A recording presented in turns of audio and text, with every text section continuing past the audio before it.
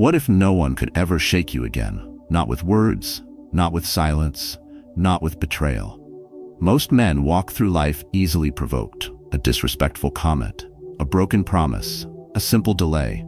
Suddenly they're angry, bitter, or drained. Not because the world is cruel, but because they've never learned to master their emotional reactions. But the Stoics knew something we've forgotten. Power belongs to the man who stays calm under pressure. Mental strength isn't about force, it's about control. And self-control begins with one unshakable truth: you don't have to react. In this video, you're going to learn how to build stoic emotional control, how to stop letting people push your buttons, and how to protect your peace like a man who answers to no one's chaos. You'll understand why lowering your expectations isn't weakness, it's wisdom. Why silence isn't surrender, it's strategy. Why your emotions are not the enemy, but your reaction to them can be. If you've ever felt like people take your calm for granted, or that life constantly pulls you off balance, you're not alone. But today, that changes.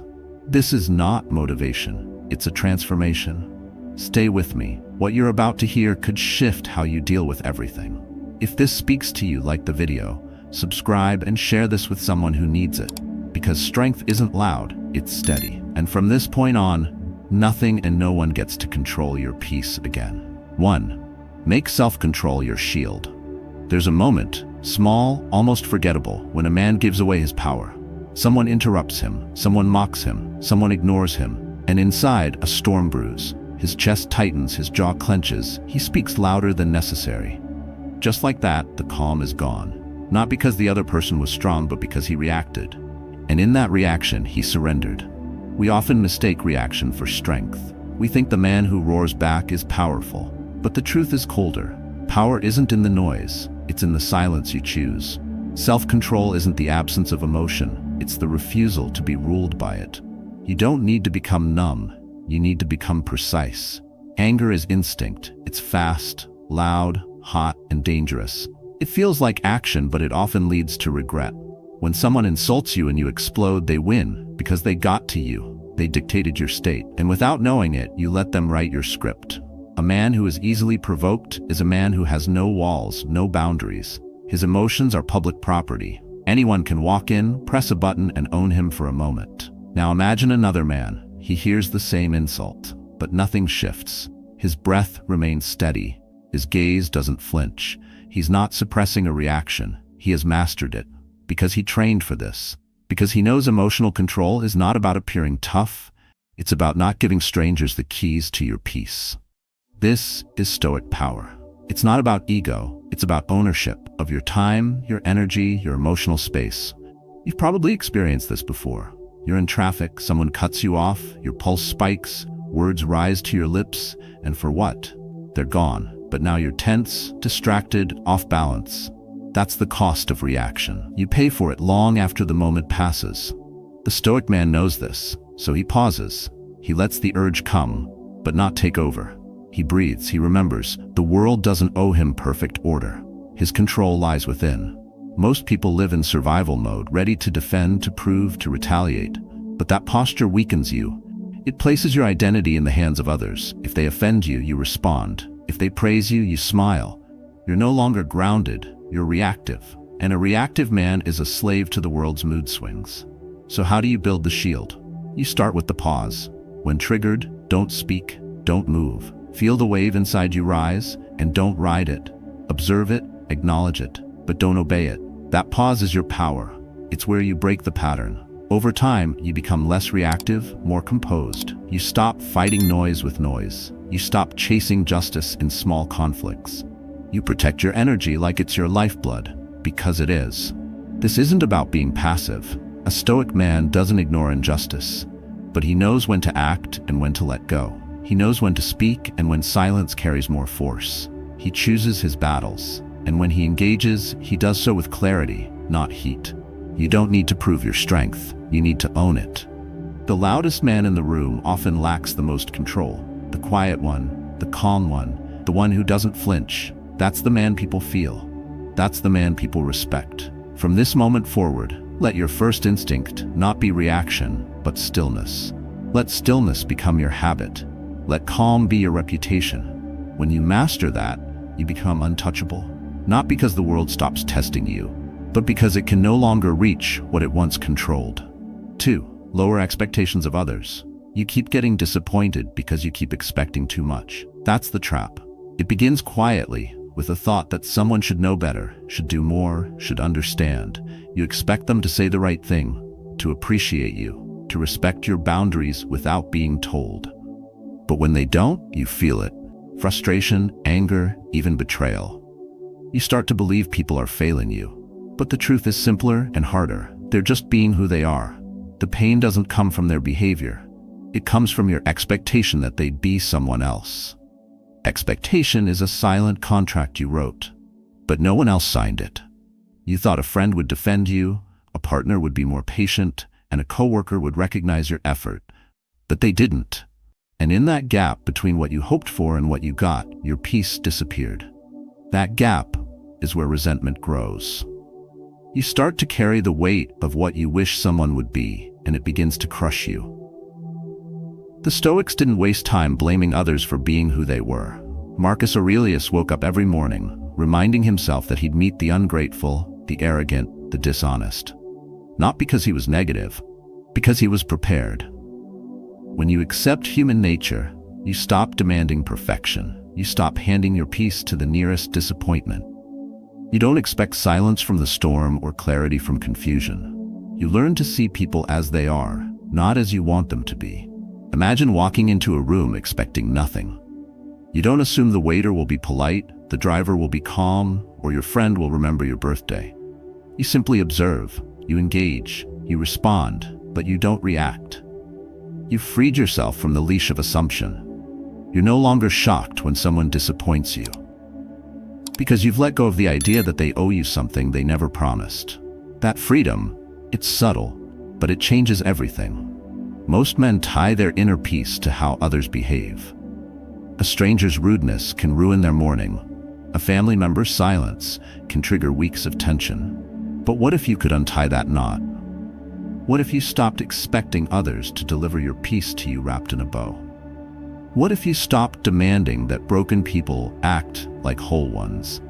That's where Stoicism breathes. It meets reality on its own terms. It doesn't demand fairness from people who don't even know what fairness means. It doesn't ask for understanding from those who are still at war with themselves. It says, meet people where they are, and don't let it move you. Here's what you can do right now. Think of one person who keeps disappointing you. A friend, a colleague, a relative. Ask yourself, am I upset because of what they did, or because of what I thought they should do? Write it down. Say it aloud. Let that question become a mirror, because in that moment of reflection, you'll see it clearly. You weren't betrayed. You were just assuming too much. Lowering expectations doesn't mean becoming cold. It means becoming clear. It's not the death of hope. It's the birth of understanding. You don't need to stop loving people. You need to stop letting your hopes for them become the weapon they use to hurt you. Begin with this. Today, I will see others as they are, not as I wish them to be. I will no longer beg the rain to be sunshine. I will build a shelter instead. That's Stoic freedom, not from others, but from the burden of needing them to be something else. 3. Practice indifference to provocation. Some people don't want peace. They want your reaction.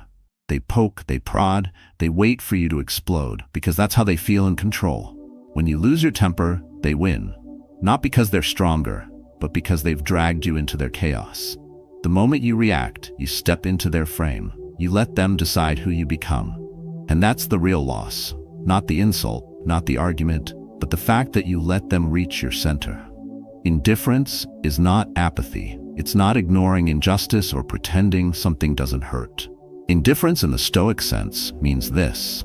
You don't let anything that doesn't deserve your energy take it from you. You choose where your mind rests. You decide who gets access. You protect your focus like it's sacred.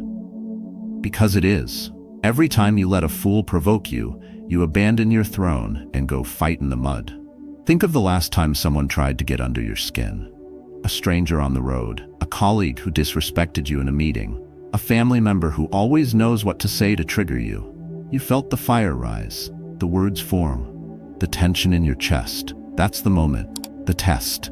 And most people fail. They speak too soon. They move too fast. They give away the very thing they're trying to protect, their power. Now imagine a different outcome. Same insult, same provocation. But this time you pause. You feel the urge to react, but you don't. You let the words land but not enter. You observe, then decide, not worth it. And you walk away, not in retreat but in command. That's not weakness, that's dominance. The man who doesn't flinch holds the room. The man who stays calm owns the moment. Epictetus said, if someone tries to hurt you and you don't accept the injury, then they failed, because pain requires permission. Insults need agreement to stick. But when you meet their noise with stillness, when you stop responding to every push, you rise above their reach. You become untouchable, not because you fight harder, but because you don't fight at all. This doesn't mean becoming passive. You still take action when necessary. You set boundaries. You speak the truth. But you choose the battlefield. You don't get dragged into every petty war. You don't explain yourself to people committed to misunderstanding you. You don't argue with noise. You walk through it. That's Stoic emotional strength. That's calm mindset training in practice. The next time someone tries to provoke you, try this. Pause for 3 seconds, just 3. In silence, feel everything, but act on nothing. Ask yourself, do I really want to give them this much control? Then decide. That pause is the space where character is formed. That stillness is what separates the strong from the reactive. Train this daily. In small moments, at the grocery store, in traffic, during arguments. Refuse to respond just to feel better. Let your silence speak for you. Let your calm unsettle them. The man who needs to shout has already lost something. The man who doesn't blink makes everyone else shift. Let them talk. Let them mock. Let them try. But protect your energy like it's gold, because in the end, it is. When you no longer react to every provocation, you gain something rare. You gain clarity. You gain peace. You gain yourself back. Start now. Find one situation today where you would normally snap and don't. Smile, breathe, move on. That's how a Stoic wins. Quietly, completely, without ever playing their game. 4. Treat each situation as a character test. You're not being punished, you're being prepared. That moment of irritation, that challenge that caught you off guard, it's not chaos, it's a mirror. Life is showing you who you are when things stop going your way. Most people flinch, they complain, they ask, why me? But the Stoic man asks, what am I being called to build within myself right now? Pain isn't personal, it's instructional. Every frustration is a weight for your character to lift. Every setback is a forge for your discipline.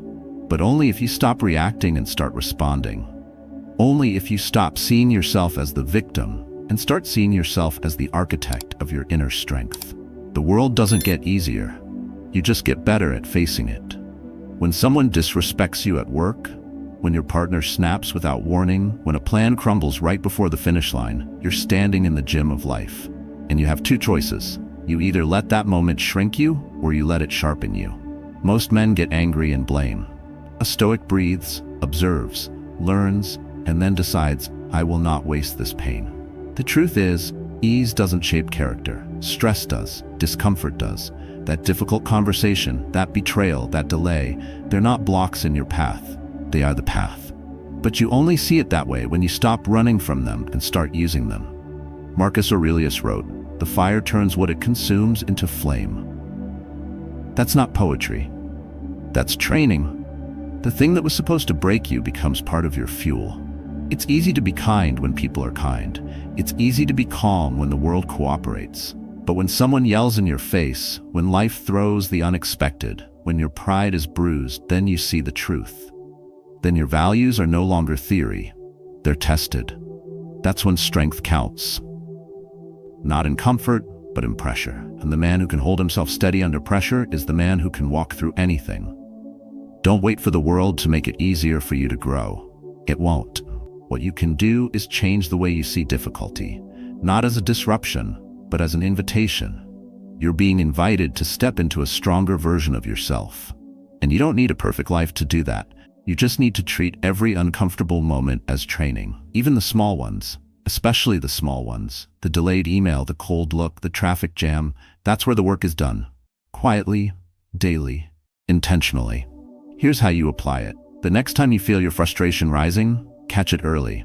Don't run from it. Name it. Then ask, what is this shaping in me? And decide on purpose how you will respond. Will you raise your voice and lose control? Or will you stand still and build endurance? Will you argue, or will you refine your ability to stay composed?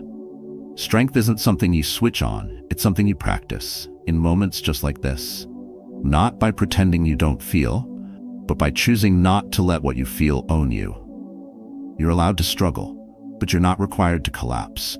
You're allowed to feel the burn. But you're also capable of turning that burn into fuel.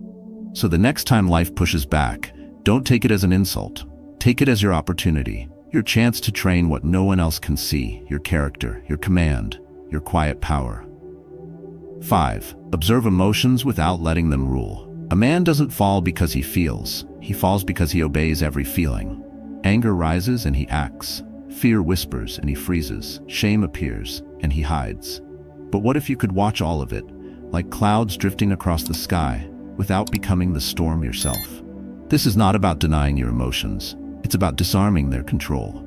Emotions are signals. They arrive fast. They carry heat. But they are not commands. You are not your rage. You are not your anxiety. You are the one who sees them come, and if you learn to watch without merging, you stay free. Freedom isn't found in suppressing how you feel. It's found in refusing to be dragged by it. And that is a choice you can train, like a muscle. The Stoics didn't say you shouldn't feel. They said, feel it, but don't follow it blindly. Imagine you're standing in a crowded room. Someone mocks you.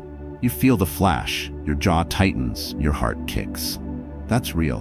But now pause. Instead of snapping, you breathe. Instead of striking back, you name it. This is anger. I feel it, but I will not act on it. You've just broken the chain. You've just taken the wheel. Most people never do that. They live in reaction. They believe if it's felt, it must be expressed. But Stoic practice teaches the opposite. That between stimulus and action, a space exists. And in that space, you reclaim control. This is where emotional strength is built. Not in pretending nothing touches you, but in standing still while the storm rages inside. To do that, you must practice awareness. Noticing, without judgment. A thought comes, you don't grab it. A feeling rises, you don't let it speak for you. You observe.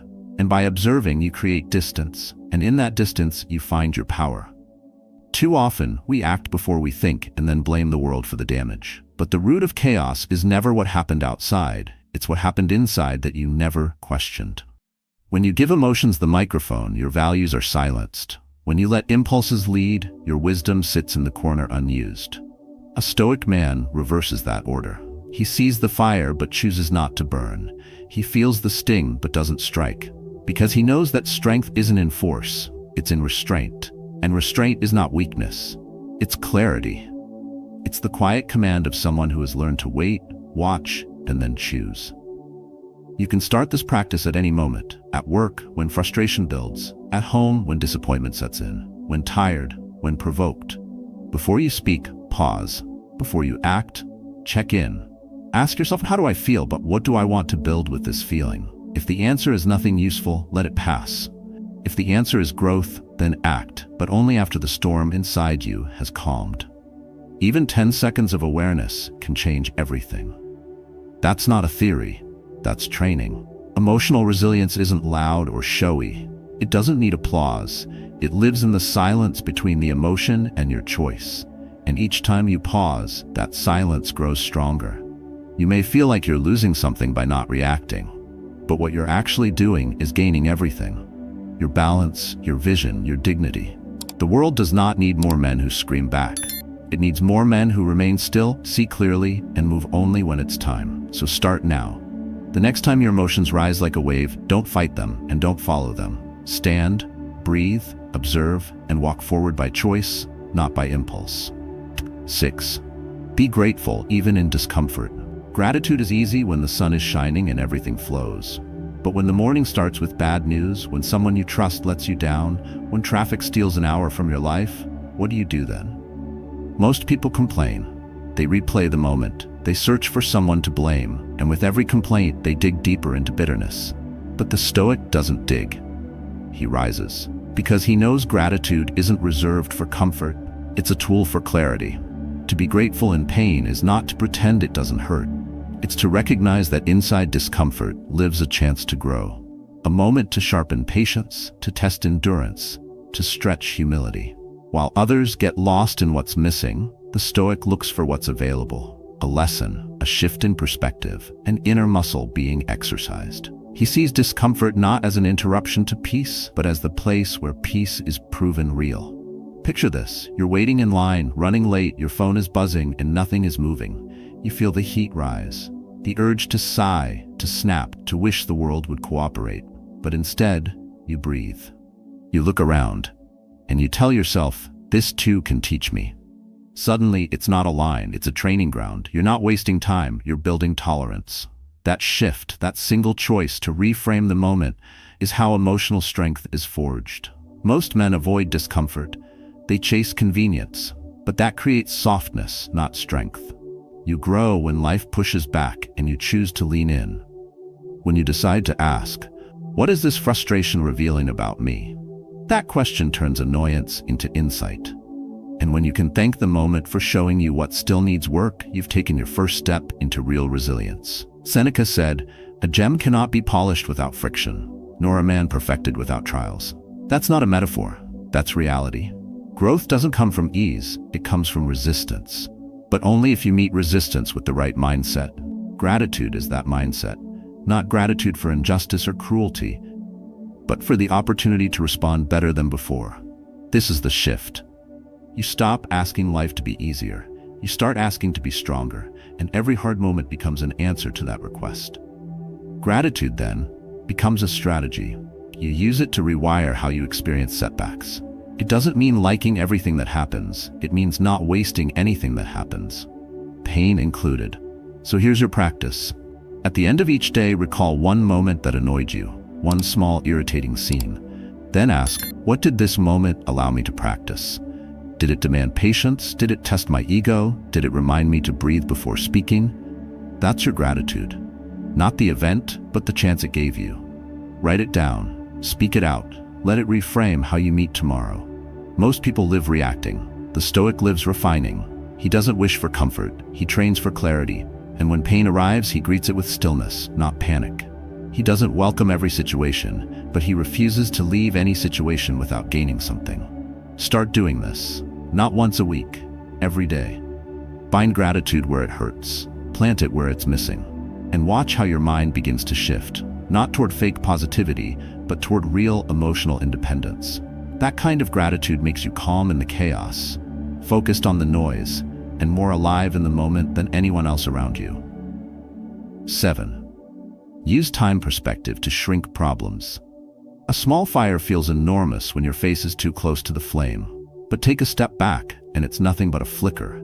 That's what time does to problems. It shrinks them, not by changing the event, but by changing your view.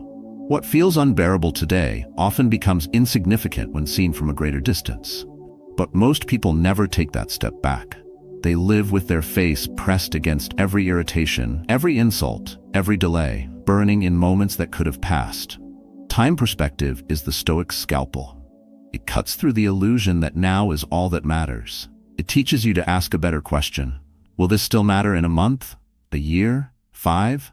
And suddenly that sarcastic comment, that canceled plan, that missed opportunity, it all loses weight. Because most things that shake you aren't permanent, they're passing. And the mind that knows how to wait doesn't suffer twice.